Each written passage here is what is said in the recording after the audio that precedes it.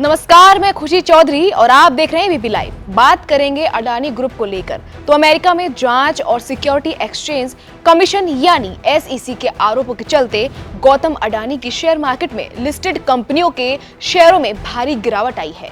Adani group का market capitalisation कम हुआ है, तो वहीं गौतम अडानी की नेटवर्थ पर भी बुरा असर पड़ा है। जहां अडानी ग्रुप के चेयरमैन दुनिया के टॉप अरबपतियों की लिस्ट में से थे, वो अब संपत्ति में गिरावट होने से एक झटके में ही 4 नंबर नीचे आके 21वें नंबर पर पहुंच गए हैं। अब जायज है कि नुकसान तो झेलना पड़ा होगा।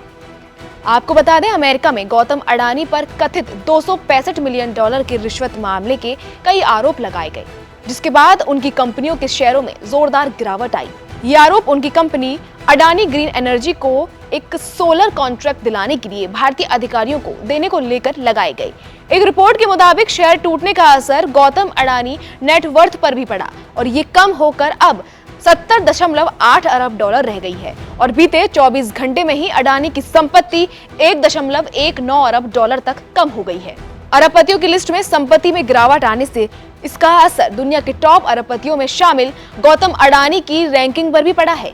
साथ ही आपको बता दें, जब तक अडानी ग्रुप पर अमेरिकी आरोप नहीं लगे थे, उससे पहले भारतीय अरबपति गौतम अडानी लिस्ट में 18वें नंबर पर थे, लेकिन अब तो कम होकर 21वें नंबर पर आ गए और अब उनकी जगह दुनिया के 18वें नंबर पर सबसे अमीर इंसान मेक्सिको के अरबपति कार्लोस स्लिम हेलू बन गए हैं। अब बात करें अडानी पर लगे रिश्वत मामले के आरोपों में ताजा अपडेट की, तो पीटीआई की रिपोर्ट के अनुसार अमेरिका के सिक्योरिटी एक्सचेंज कमीशन यानी एसईसी ने अडानी ग्रुप के चेयरमैन गौतम अडानी और उनके भतीजे सागर अडानी को भी समन जारी किया है और उसके मुताबिक दोनों के रिश्वत मामले में 21 दिनों में अपना जवाब देना होगा।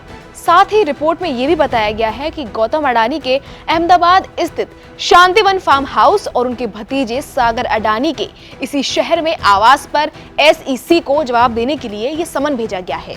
दरअसल बीते साल 2023 की शुरुआत में ही गौतम अडानी पर अमेरिका की तरफ से एक धमाका हुआ था, जिसके बाद उनकी संपत्ति में बड़ी गिरावट आई थी। आपको बता दें, 24 जनवरी 2023 को अमेरिकी शॉर्ट सेलर फर्म हिंडनबर्ग ने अडानी ग्रुप को लेकर एक रिसर्च रिपोर्ट जारी की थी, जिसमें शेयरों में हेरफेर और कंपनियों पर कर्ज को लेकर 88 सवाल उठाए गए थे और इस रिपोर्ट के पब्लिश होने के बाद भी गौतम अडानी को काफी नुकसान उठाना पड़ा। जहां अडानी ग्रुप का मार्केट कैप $150 अरब तक कम हुआ था, तो वहीं उनकी नेटवर्थ में भी $60 अरब से ज्यादा की गिरावट हुई थी। आपको बता दें, न्यूयॉर्क की फेडरल कोर्ट में सुनवाई के दौरान गौतम अडानी की कंपनी पर यूएस में निवेशकों के साथ धोखाधड़ी करने और एक सोलर एनर्जी कॉन्ट्रैक्ट हासिल करने के लिए भारतीय अधिकारियों को मोटी रिश्वत देने का आरोप लगाया गया है। आरोप है कि 2020 से 2024 के बीच अडानी ग्रीन और एज्योर पावर ग्लोबल को ये सोलर प्रोजेक्ट दिलाने के लिए गलत रूप से भारतीय अधिकारियों को $265 मिलियन की रिश्वत दी गई थी। इतना ही नहीं, रिश्वत वाली बात अमेरिकी कंपनी यानी एज्योर पावर ग्लोबल से छुपाई गई। इस कॉन्ट्रैक्ट से 20 साल में $2 अरब से ज्यादा फायदे का अनुमान लगा लिया था।